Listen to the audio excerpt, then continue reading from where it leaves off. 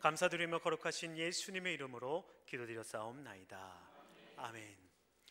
먼저 존경하는 담임 목사님, 그리고 효성교회 모든 성도님들과 중고등부 사역을 할 수 있게 되어서 하나님께 감사와 영광을 드립니다. 저는 처음 만나면 손가락 인사를 합니다. 오른손을 들어서 하나부터 5가지 인사를 하겠습니다. 첫 번째는 검지를 들고 샬롬 하고 인사하도록 하겠습니다. 샬롬은 안녕하세요, 안녕히 가세요 라고 하듯이 평강, 평화, 평안을 의미합니다. 그리고 두 번째 손가락은 무엇과 같이 생겼죠? 네, V입니다. 승리하세요 라고 인사하겠습니다. 세 번째 손가락은 세상에서, 네 번째 손가락은 서로 사랑하세요. 다섯 번째 손가락은 오직 예수 안에서. 자, 다시 한번 해보겠습니다. 시작. 샬롬, 승리하세요. 세상에서 서로 사랑하세요. 오직 예수 안에서. 우리 좌우 옆 사람들과 함께 인사해 볼까요? 자, 시작. 샬롬, 승리하세요. 세상에서 서로 사랑하세요. 오직 예수 안에서. 할렐루야.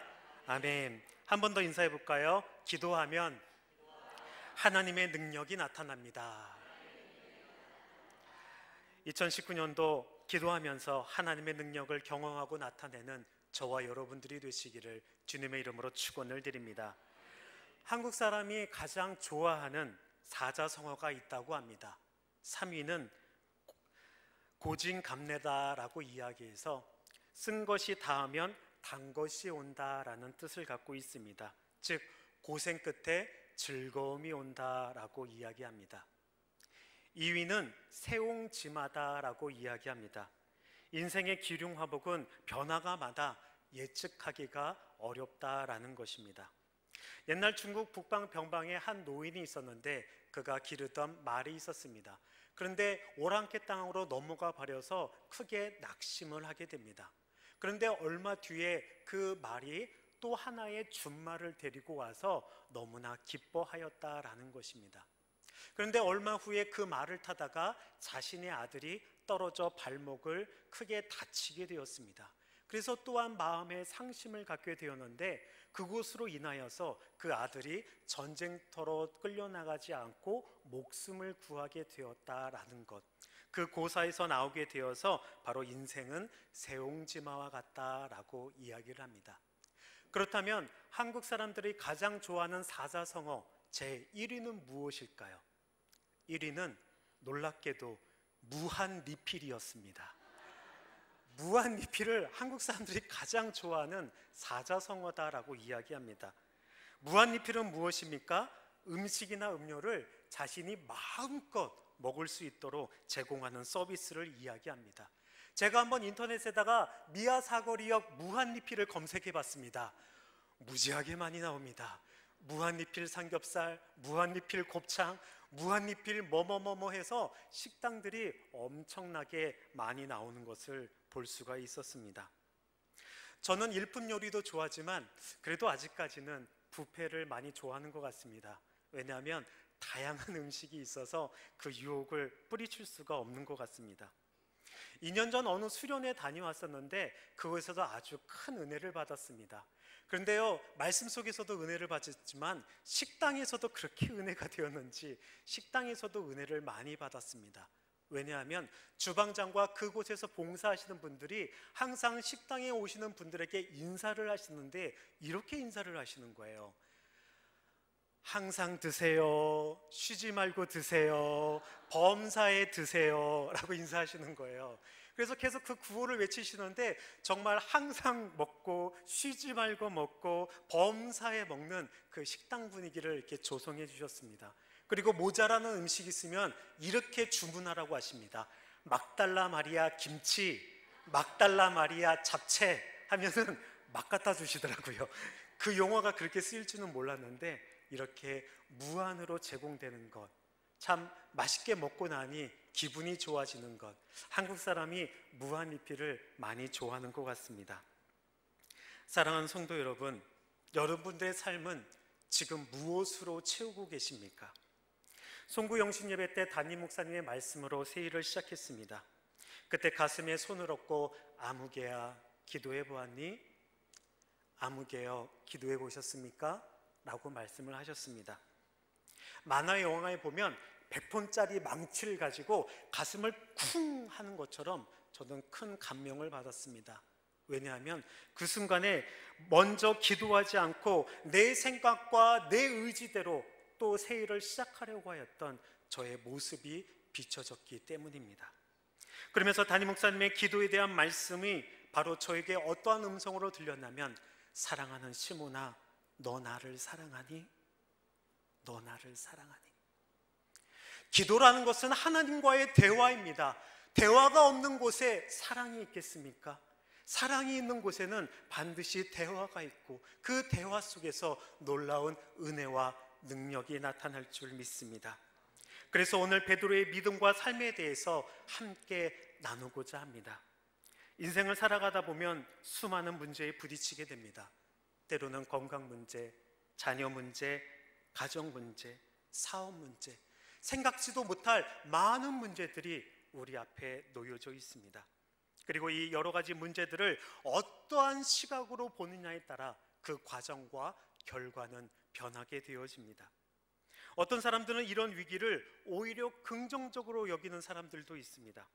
신앙의 눈으로 바라보는 사람들도 있습니다. 하지만 어떤 사람들은 부정적으로 보며 불신앙의 눈으로 보기도 합니다. 우리가 그 결과를 따라서 어떻게 생각하느냐, 사물을 볼 때도 우리가 어떠한 관점과 시각에 따라서 그 모든 결과가 달라진다라는 것을 생각해 볼 수가 있습니다. 우리가 이렇게 어떠한 생각과 어떠한 신앙으로 바라보느냐에 따라 결과가 달라지듯이 하나님께서는 항상 우리에게 사랑과 은혜로 채워주시는 분인 줄 믿습니다. 하나님께는 무한리필이 가능한 전지전능한 하나님이신 줄 믿습니다. 야고보서 1장 5절 말씀에 이렇게 말씀하십니다. 너희 중에 누구든지 지혜가 부족하거든 모든 사람에게 후히 주시고 꾸짖지 아니하시는 하나님께 구하라. 그리하면 주시리라. 할렐루야, 아멘. 하나님께 구하십시오. 하나님께서 채워주실 줄 믿습니다. 문제를 만날 때 이렇게 신앙의 눈으로 바라보면 길이 보이고 답이 보입니다. 신앙의 눈은 이러한 어떠한 환경 속에서도 긍정적인 신앙과 또한 소망을 기대하는 눈을 갖게 합니다. 안 되는 것보다 되는 것을 바라보게 하고 불가능한 것보다 가능케 하는 그 모든 것을 바라보게 합니다. 나의 관점과 기준으로 살아가는 것이 아니라 하나님의 관점과 기준이 무엇인지를 다시 한번 생각해 보게 된다는 것입니다. 그렇기 때문에 어떠한 장애물과 환경에서도 좌절하지 않는 것은 바로 신앙의 눈으로 가져가고 신앙으로 기도하는 자들에게 임하는 하나님의 놀라운 은혜일 줄 믿습니다. 요즘 만나는 사람들마다 한결같이 우울한 이야기들을 합니다.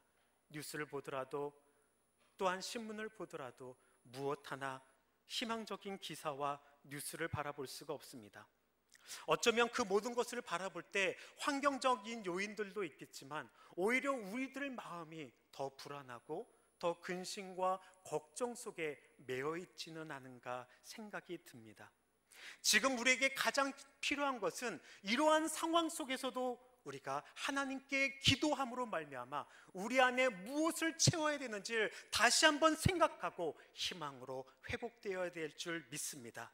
왜냐하면 성도들에게는 사방이 막혀 있다 할지라도 하늘이 열려 있기에 우리는 사방을 바라보는 것이 아니라 하늘을 바라보며 하나님께서 후히 주시는 놀라우신 은혜를 경험할 수 있기 때문입니다.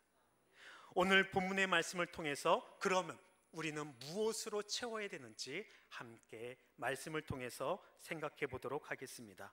첫 번째, 우리는 예수님을 바르게 알아야 합니다. 13절 14절 말씀 함께 읽도록 하겠습니다. 시작.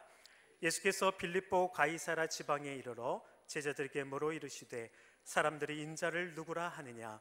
이르되 더러는 세례 요한, 더러는 엘리야, 어떤 이는 예레미야나 선지자 중에 하나라 하나이다. 아멘. 예수님은 제자들에게 물으십니다. 13절 말씀에 사람들이 인자를 누구라 하느냐라고 물으십니다. 빌립보 가이사랴는 황제의 이름을 붙일 만큼 발달한 도시였습니다. 이곳의 비유대지오로서 요단강이 시작되는 곳과 가까우며 갈릴리 군중들은 없었습니다. 이어지는 14절을 통하여서도 세례 요한, 엘리야, 예레미야나 선지자 중에 하나다라고 많은 사람들은 이야기를 합니다. 선지자 중에 하나. 그 고백은 단순히 여러 예언자 중에 한 사람인 뜻이라기보다는 예수님 당시에 종말론적인 그 유대에서 나타난 다양한 반영을 하는 그들의 생각을 나타내고 있습니다. 직접적인 모세와 같은 예언자라는 모습은 없지만 구약의 인물들을 대표하는 그 모든 모습 속에서 그들의 생각을 보여주고 있는데, 결국 그들의 생각은 예수님에 대한 신앙 고백적인 표현이 아니라 막연한 생각을 드러내는 단어였다라는 것입니다. 그곳 사람들에게 놀라운 일을 행하신 주님의 소문이 있었습니다. 병든 자를 고치시고 또한 풍랑을 잠잠케 하시고 귀신을 쫓으시고 오병이어의 기적을 행하신 주님의 그 능력을 표면적으로만 생각하고 받아들이고 있었다라는 것입니다. 예수님의 그 능력을 행하시는 것이 어떠한 근본적인 이유가 있고 하나님의 나라를 보이시며 인류를 향한 그 크신 그 사랑하심, 예수님의 그 사랑을 조금 더 보았다면, 하나님의 놀라우신 은혜를 경험하였다면 조금 더 깊은 고백이 있지 않았을까 생각이 들어집니다. 우리는 우리에게 허락하신 축복에 대해서 감사하는 신앙의 단계에서 이제는 그 하나님의 계획을 발견하는 신앙으로 나아가야 될 줄 믿습니다. 그래서 두 번째는 우리는 자신의 신앙을 고백해야 됩니다. 15절 16절 말씀 함께 읽도록 하겠습니다. 시작. 이르시되 너희는 나를 누구라 하느냐? 시몬 베드로가 대답하여 이르되 주는 그리스도시요 살아계신 하나님의 아들이시니이다. 예수께서 대답하여 이르시되, 여기서 말씀하시는 예수님께서 다시 물으십니다. 뭐라고 물으십니까? 15절 말씀에 너희는 나를 누구라 하느냐라고 말씀하십니다. 우리가 읽고 있는 이 한글 개역 성경과 다르게 헬라어 본문에는 the라는 단어와 영어 성경에는 but이라는 단어를 사용하고 있습니다. 많은 사람들이 이렇게 고백을 하는데, 선지자 중에 하나라고 이야기하는데, 그러나 너희는 나를 누구라 하느냐라고 예수님께서 묻고 있다라는 것입니다. 주님의 질문을 되새겨보면 다른 사람이 아닌 함께 동고동락했던 그 제자들을 향하여서 나를 누구라 하느냐라고 묻고 있다라는 것입니다. 그때 16절 베드로가 이야기합니다. 시몬 베드로가 대답하여 이르되, 베드로는 자신의 마음속에 있는 것을 털어놓고 있습니다. 오늘 본문 13절 말씀 위에 제목이 하나 있습니다. 성경 말씀을 보시면 뭐라고 있습니까? 베드로가 예수를 그리스도로 고백하다. 고백하다라는 것은 헬라어로 호몰로게오라고 이야기를 합니다.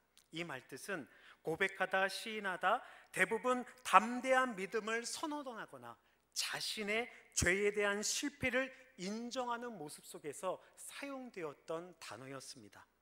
신앙 고백이라는 것은 사람 앞에서 하나님을 향하는 것이고, 또 신약에서는 예수님이 그리스도이심을 고백하는 모습 속에서 주로 사용이 되었습니다. 예수님도 사람들을 향하여 공개적으로 이야기를 하셨고, 예수님께서도 항상 말씀을 하고 있었던 가운데 있었습니다. 그런데요, 이 신앙 고백이 그 당시 결단코 쉬운 고백이 아니었습니다. 왜냐하면 당시 유대 지도자들은 예수님을 따라다니는 사람들은 누구든지 출교할 수 있다라는 그런 것을 정해놓았기 때문입니다. 우리 말씀 한 절을 같이 한번 볼까요? 요한복음 9장 22절 말씀, 우리 같이 한번 읽도록 하겠습니다. 시작. 그 부모가 이렇게 말한 것은 이미 유대인들이 누구든지 예수를 그리스도로 시인하는 자는 출교하기로 결의하였으므로 그들을 무서워함이로라. 아멘.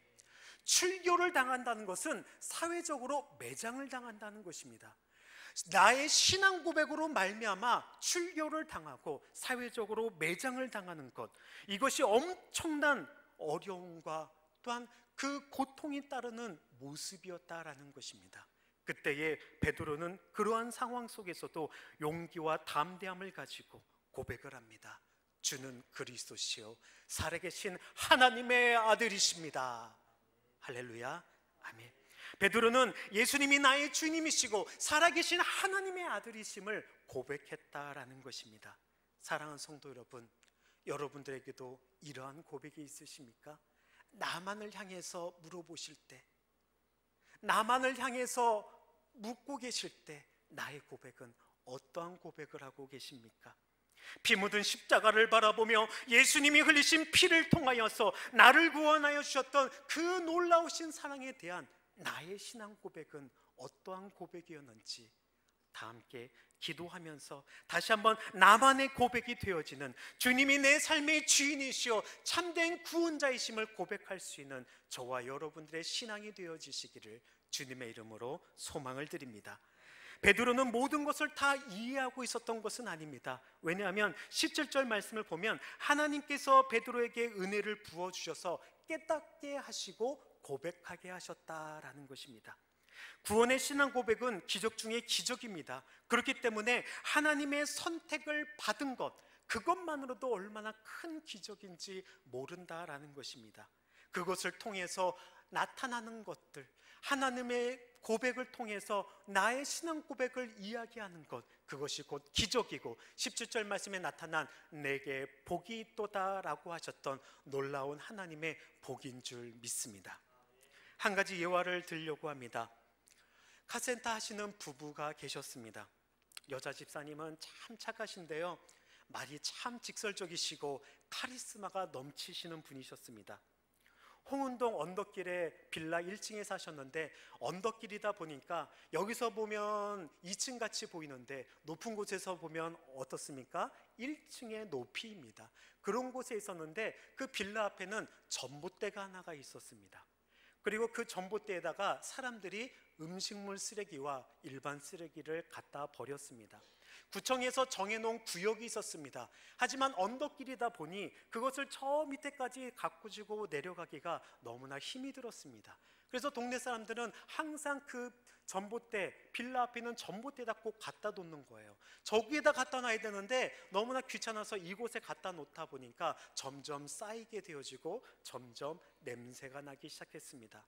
여름이었습니다. 창문을 열고 있으신데 냄새가 지독하게 나서 도저히 잠을 이룰 수가 없고 생활을 할 수가 없는 거예요. 여러 번 꾹 참으셨다가 정말 화가 나서 그 모든 것을 다 찢어버리고 길거리에다 확 다 뿌려버리시는 것이었습니다. 한 번만 걸려봐라, 내가 가만히 안 놔두겠다. 그런데요, 꼭 사건은 한 번씩 일어나더라고요. 음식 쓰레기를 가지고 가다가 걸렸습니다. 그 집사님 눈에 걸렸어요. 그래가지고요, 대판 머리를 잡고 싸우시는데 그 모습이 제가 있는 교회 사무실 바로 건너편 앞이었거든요. 들리는 거예요. 근데 어떤 소리가 들렸냐면 연도수를 외치고 계시는 거예요. 1년, 2년, 4년, 8년, 10년, 18년, 20년 하면서 연도수가 계속 나오시는데 이거 큰일 났구나 싶어서 얼른 밖으로 뛰쳐나갔더니 아니나 다를까 그곳에서 음식물 쓰레기를 풀어 헤쳐놓고 그 동네 분과 싸움을 하고 계시는 거예요. 근데 그 안타까운 순간에 옆에 세탁소 하시는 동네 분이 아이고 집사님이 참어 그러시는 거예요. 아이고 세상에나, 동네 사람이 이 교회 집사님이란 걸 알고 계신 거예요. 그런데 그 많은 사람들이 둘러싸여서 이제 있는 가운데 집사님이 참어 그러니까 지나가는 사람들과 또 싸움이 나면 많은 구경꾼들이 생기잖아요. 혀를 차면서 교회 다닌 사람이 욕을 하고 아이고 하면서 혀를 차기 시작하는 거예요. 너무나 부끄러웠습니다. 집사님을 말리고 또한 그 속에서 함께 다시 한번 그 싸움을 말리는 그 속에서 참 많은 것들이 부끄럽고 힘든 상황 속에 있었습니다. 그런데요, 문제는 이것만으로 끝난 것이 아니었어요. 얼마 전에 골목 식당에서 포방터 시장 나온 거 아십니까? 바로 그 지역이었습니다. 포방터 시장에서 한잔 걸쭉하게 하신 분들이 꼭 저녁 때만 되면 그 빌라 전봇대를 보시고 꼭 노상방뇨를 하시는 거예요. 왜 전봇대를 보면 노상방뇨를 하시는지 알 수는 없으나 전봇대를 보고 노상방뇨를 하니까 음식물 쓰레기와 더불어 지린내가 그렇게 많이 나는 거예요. 이 집사님이 또 여름에 창문 열고 잠을 잘 수가 없으니까 참다 못해가지고 한 가지 방법을 고안하셨는데, 전봇대에다가 노끈을 크게 묶으셔서 가위를 매달아 놓으셨어요. 근데 그 가위가 옛날에 제단 가위 아십니까? 큰 가위 있습니다. 갖다 대면 쓱 잘리는 제단 가위를 매달아 놓으셨어요. 그리고 그 옆에다가 빨간색 글씨, 저도 뭘로 쓰셨는지 모르겠는데 보통은 그냥 노상방뇨, 소변 금지, 노상방뇨 하지 말아주세요 이렇게 쓸 텐데, 빨간 글씨로 뭐라고 쓰셨냐면, 고추 그림 그려 놓으시고 X표 딱 하는 다음에 한 번만 걸려봐라, 몽땅 잘라버리겠다. 저도 그 앞에만 가면 이상하게 두 손이 아래로 모아지면서 이렇게 겸손하게 숙여지게 되는, 왜냐하면 그 집사님은 진짜 잘라버리실 것 같거든요. 그래서 거기만 지나가면 섬뜩하고 감히 그 가위를 아무도 끊어서 풀어 헤치지 못할 그런 카리스마를 갖고 있는 분이셨습니다. 그분과 함께 일산에 카센터를 하셨기 때문에 신방을 한번 가게 되었습니다. 남편 집사님도 구원할 겸 또 전도도 할 겸 제 자동차를 갖고 와서 엔진오일도 같이 갈면서 이렇게 이야기를 하는 가운데 있는데, 남자 분은 항상 성도님은 이렇게 이야기하십니다. 내 아내가 변하면 내가 교회 나갑니다 라고 이야기합니다. 아이고 그러시군요. 그리고 그 집사님께서는 늘 이야기하시는 것이, 건너편에 카센터가 또 생겼는데, 아니 믿는 우리 집이 더 잘 돼야지 믿지 않는 저 가게가 왜 더 잘 됩니까? 이거 하나님 너무 이상한 거 아닙니까? 하면서 원망하면서 기도하신다고 그렇게 이야기를 하시더라고요. 마침 그때 교회에서 40일 특별 새벽 기도회를 했는데 목적이 있는 삶을 교제를 가지고 했습니다. 그래서 집사님, 우리 함께 기도하시면서 하나님의 뜻을 다시 한번 찾아보시면 어떨까요? 라고 말씀을 드렸습니다. 새벽에 이렇게 기도를 하시고 일상까지 다시 출근하신다는 것이 보통 힘든 일은 아닙니다. 하지만 한번 속는 셈 치고 하나님의 뜻이 그럼 무엇인지 믿음이 그렇게 있지는 않으셨기 때문에 다시 한번 그 뜻을 묻고자 참여를 하셨습니다. 한 2주가 지났나요? 하나님께서 그 집사님에게 음성을 들려주시고 마음을 어루만져 주기 시작하셨습니다. 사랑하는 딸아, 내가 너를 사랑한다. 사랑하는 딸아, 내가 너를 축복한다. 내 시작은 미약하였으나 내 나중은 심히 창대하리라. 그 말씀이 마음속에 깊이 박히셨다는 거예요. 그러면서 목사님 이러한 말씀이, 또한 이런 음성이 마음에 와닿았어요 라고 고백하시면서 기뻐하셨던 모습을 바라보게 됩니다. 그리고 났더니 집사님이 변화가 나타나기 시작하셨습니다. 기도하고 하나님의 뜻을 발견하고 나니까 그의 삶에, 그 집사님의 삶에 변화가 나타나기 시작했는데, 그것이 바로 첫 번째 남편을 향한 사랑이 변하기 시작했습니다. 어느 글을 읽었더니 아내를 행복하게 하는 방법이 몇 가지가 있더라고요. 청소를 해준다, 설거지를 해준다, 빨래를 한다, 같이 여행을 간다, 명품백을 사준다, 옷을 사준다, 이 밖에 100여 가지가 있더라고요. 근데 남편을 행복해 해주는 3가지 방법이 있답니다. 먹인다, 재운다, 가만히 놔둔다. 그러면 남자들은 행복해진다라고 이야기합니다. 여자 집사님이 남자 집사님에 대한 모습이 바뀌기 시작했습니다. 남자 집사님이 그래도 미우나 고우나 내 남편인데, 그 마음이 드는 순간 아침에 새벽 기도회 하시는데 덜레덜레 운동화를 들고 오시는 거예요. 그래서 나중에 한번 여쭤봤더니 남편 신발, 남편 출근하는 운동화를 들고 오신 거예요. 주님, 나에게 베푸르셨던 그 사랑처럼 이 기름때 묻은 이 운동화 주인도 다시 이 자리에 앉을 수 있도록 인도하여 주세요 라고 하면서 며칠 동안을 그 기름때 묻고 냄새나는 남편의 운동화를 가지고 와서 새벽 제단에 놓고 기도하셨습니다. 집사님이 아침마다 음식을 차려드리고요, 웃음으로 남편을 맞이합니다. 놀라운 변화죠. 남자 성도님이 처음에는 이 여자가 미쳤나 라고 생각하면서 너무 적응이 안 된다고 하십니다. 그런데요, 여자 집사님이 그렇게 변하면서 기쁨이 생기고요, 감사가 생기고요, 그렇게 남편을 위해서 운동화를 갖다 놓고 기도할 정도로 그녀의 삶이, 그 집사님의 삶이 변화하니까 모든 것이 하나씩 변화하기 시작하였습니다. 그 모든 모습을 통하여서 다시 한번 하나님께서 은혜를 주셨는데, 그 남편이 그 집사님의 변화된 모습을 보면서 어느 날 교회에 찾아오신 거예요. 성도님, 어쩐 일이십니까? 네, 부인이 변화되는 모습을 보니 나도 교회를 다녀야겠습니다 라고 하면서 등록을 하셨습니다. 할렐루야, 아멘. 그렇습니다. 진정한 변화라는 것은 상대방이 변화하는 것이 아니었습니다. 진정한 변화라는 것은 내가 스스로 변하고 하나님의 뜻을 발견하며 내가 주님 앞에 낮아지고 하나님의 뜻을 발견하고 하나님의 말씀에 순종하고 나갈 때에 그 속에 하나님의 능력이 나타났던 것이었습니다. 사랑하는 성도 여러분, 내 안에 살아계신 하나님의 아들 예수 그리스도를 고백하고 내 삶의 주인으로 채우니까 변화가 일어났다라는 것입니다. 생선 장수에게는 생선 냄새가 나듯 예수 그리스도인에게는 예수 그리스도인의 향기가 나야 될 줄 믿습니다. 하나님의 뜻을 다 할 수 없지만 우리들의 고백이, 우리의 신앙 고백을 기도를 통해서 하나님께 영광을 돌리는 저와 여러분들이 되어지기를 주의 이름으로 축원을 드립니다. 세 번째는 우리는 반석 위에 세운 믿음으로 채워야 합니다. 17절 18절 말씀 같이 읽어봅니다. 시작.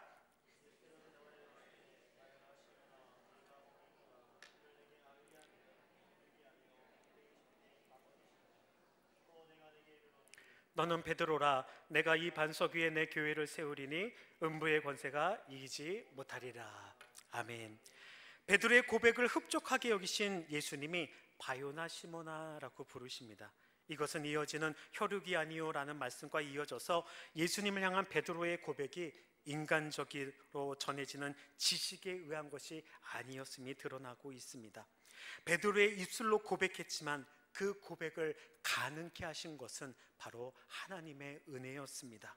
주목할 것은 베드로 자신이 그 고백의 의미를 다 알지는 못했음에도 불구하고 예수님께서는 음부의 권세가 이기지 못할 교회와 천국의 열쇠를 주노라 라고 말씀하시면서 복을 예리어 주시고 계십니다. 그리고 그것을 통하여서 우리가 하늘로부터 허락되어지는 이 지혜, 이것을 사모하고 기도해야 되고 채워야 된다는 것을 보여주고 있습니다. 18절 말씀 함께 볼까요? 페트로스 타우테테 페트라라고 이야기합니다. 베드로는 남성 명사로서 페트로스 작은 돌이라고 이야기합니다. 페트라 여성 명사로서 큰 돌, 큰 바위라고 이야기합니다. 즉 이것은 예수님 자신 혹은 베드로가 고백한 예수님에 관한 진리를 표현하고 있습니다. 그래서 베드로도 페트라를 사용할 때는 예수님에 대해서만 사용했다고 베드로전서 2장 8절에 보면 나타나고 있습니다. 즉 이 의미는 무엇일까요? 베드로란 인격을 위해서 그 위에 교회의 기초를 보는 것이 아니라 베드로가 고백한 그 반석 위에 교회를 세우신다고 할 때의 반석은 베드로의 신앙 고백과 그리고 그 신앙 고백으로 나타난 예수님을 나의 주님으로 고백한 신앙 고백 위에 바로 교회를 세울 것이라고 말씀하고 있다는 사실입니다. 음부의 권세는 이사야 38장 10절에 나오게 되는데 음부의 권세를 이기지 못하리란 뜻은 공동체가 음부의 권세 위에 죽거나 갇혀있지 않을 것이다 라고 이야기하고 있습니다. 우리의 신앙 고백, 예수 그리스도의 주되심을 우리가 채운다면 음부의 권세도 이기지 못할 놀라운 하나님의 영광과 능력이 나타날 줄 믿습니다. 베드로는 잘 알지 못했지만 이러한 고백을 하나님을 통하여서 예수님께 고백을 했다라는 것입니다. 그리고 나서 네 번째, 그의 삶에 변화가 있었습니다. 우리는 우리의 삶에 변화가 있어야 됩니다. 19절에서 20절 말씀 우리 함께 읽도록 하겠습니다.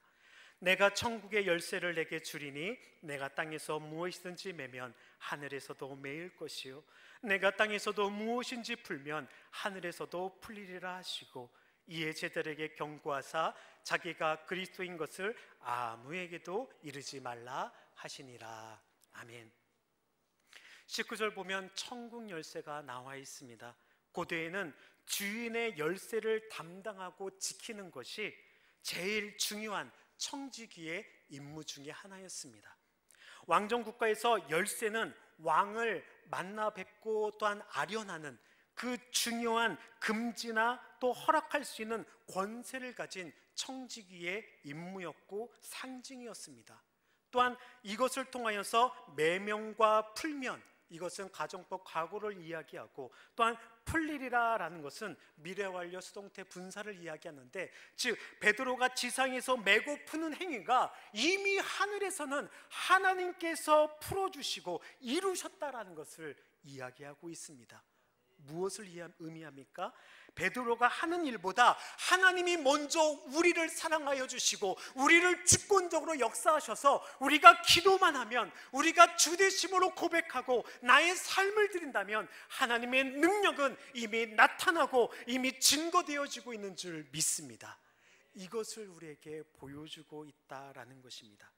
그래서 20절 말씀에 제자들에게 자신이 그리스도이던 것을 드러내지 말라라고 이야기하셨고, 베드로조차 이해하지 못했던 모든 것들이 군중도 오해할 수 있기 때문에 염려하셨던 모습을 보게 됩니다.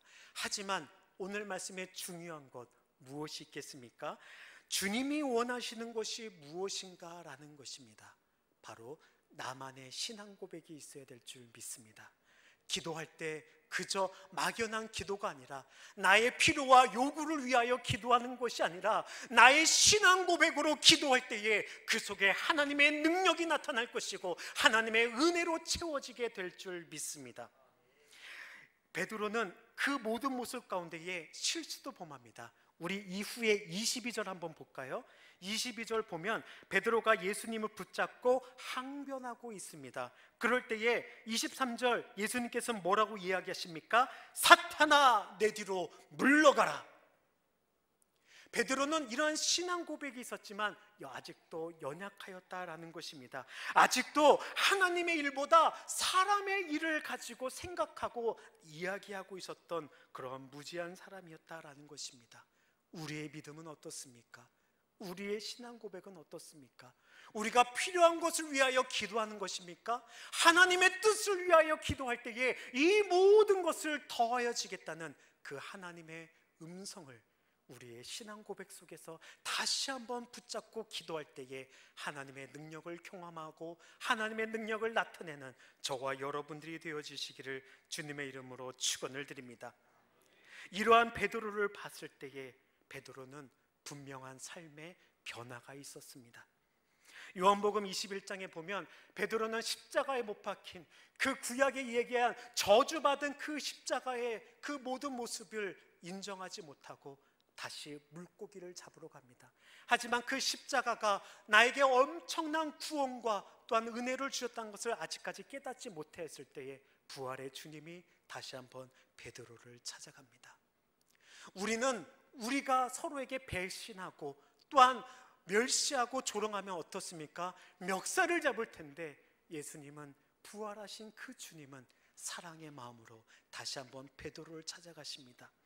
그리고 베드로를 보시면서 이렇게 말씀하십니다. 요한의 아들 시몬아, 내가 나를 사랑하느냐? 이 사람들보다 나를 더 사랑하느냐라고 물으실 때에 베드로는, 주님, 내가 주님을 사랑하는 줄 주께서 아시나이다. 그런데 예수님께서는 어떻게 물으십니까? 이 사람들보다 내가 더 나를 사랑하느냐? 3번이나 반복해서 묻고 계신다라는 것입니다. 3번 반복되는 것 마치 기억이 납니다. 내가 예전에 다기도 보낼 때 예수님을 3번이나 부인했던 그런 연약한 믿음, 그런 성숙하지 않은 믿음 가지고 주님을 따랐던 자신의 옛 과거가 생각나고 눈물이 나지 않았을까 싶습니다. 근심하였지만 또다시 얘기합니다. 주님, 내가 주님을 더 사랑하는지 주님께서 아십니다. 부활의 주님을 만난 베드로는 그의 삶이 변하기 시작합니다. 그리고 예수님께서는 사명을 주십니다. 내 양을 먹이라, 내 양을 치라. 네가 있는 곳이 지금 물고기를 다시 낚는 곳이 아니라 사람을 낚는 어부로 내가 너를 사용하리니 하나님의 능력을 나타내라고 사명을 주시고 소명을 주시고 이 믿는 자들에게 능력을 베풀어 주고 계신다라는 것입니다. 그 후에 베드로는 오순절 성령의 역사를 통하여 변화를 받기 시작합니다. 성령의 충만을 가지고 누구든지 주의 이름을 부르는 자들에게는 구원이 있으리라고 외치며 나갈 때에 그날에 회개하고 세례를 받은 사람이 무려 3,000명이나 되었더라. 할렐루야, 아멘. 성전 미문에 나면서 못 걷게 된 사람이 구걸했을 때에 무엇이라고 이야기합니까? 은과 금은 내게 없거니와 내게 있는 곳으로 내게 주노니 나사렛 예수의 이름으로 일어나 걸으라고 오른손으로 붙잡고 일어섰을 때에 바로 일어서서 걷게 되는 하나님의 능력이 나타났습니다. 그리고 예루살렘의 기둥과 같은 일꾼이 되었고요, 십자가에 거꾸려 죽기까지 주님을 향한 그 변치 않는 믿음과 사랑과 충성과 하나님을 향한 놀라운 은혜를 증인과 같은 변화된 삶으로 살게 되었던 베드로의 삶을 다시 한번 돌이켜보게 됩니다. 사랑하는 성도 여러분, 말씀을 맺고자 합니다. 우리는 반석이신 예수님으로 우리의 모든 삶을 채워야 될 줄 믿습니다. 좌로나 우로나 흔들리지 않으려면 예수 그리스도가 우리의 삶의 반석이 되셔야 됩니다.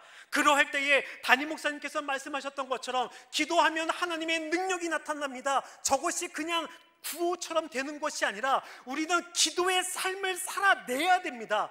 기도의 삶을 살아낼 때에 그곳에서 하나님의 능력이 나타날 줄 믿습니다. 가정에서나 직장에서나 사업장에서나 자녀들 삶 속에서 하나님의 능력이 나타날 줄 믿습니다. 우리의 삶 속에 아멘이 되어질 때 이 강단에서 선포되는 이 말씀들이 이곳에서 아멘으로 끝나는 것이 아니라 이 말씀들을 품에 안고 담임 목사님의 말씀을 품에 안고 우리의 삶 속에서 아멘으로 살아낼 때에 그것이 진정한 아멘으로 마무리가 되어지고 설교가 끝이 나는 것이고 그 아멘의 삶이 하나님의 능력으로 나타날 것입니다. 하나님께서는 저와 여러분들에게 이렇게 내 안에 사람의 일로 채우면 성령이 소멸하지만 성령의 충만함을 채우면 사람의 일들이 점점 없어지는 것처럼 하나님의 일을 생각하며 승리의 삶을 살기를 원합니다. 우리의 삶 속에 믿음의 주여 또한 온전케 하신 이인 예수 그리스도를 바라보고 기도하십시오. 그러할 때에 십자가의 도가 멸망받는 자들에게는 미련한 것이지만 구원을 얻은 우리에게는 하나님의 능력이라는 것을 고백하는 저와 여러분들이 될 줄 믿습니다. 다시 한번 말씀을 드립니다. 하나님의 능력이 우리들의 가정과 직장과 사업장과 사랑하는 자녀들에게 나타나기를, 다시 한번 우리의 모든 삶 속에 하나님의 위로와 사랑을 경험하게 되기를 간절히 소망합니다. 기도는 생명입니다. 기도하면서 하나님의 능력이 나타날 때에 다시 한번 나의 삶을 예수 그리스도로 채우시고 하나님의 뜻을 발견하시고 변화된 나의 삶을 통하여서 하나님의 놀라우신 역사를 만들어가고 하나님의 놀라운 역사를 경험하고 여러분들도 간증거리가 넘쳐나는 우리 사랑하는 효성 공동체와 캄보디아 단기 선교팀이 되시기를 주의 이름으로 축원을 드립니다.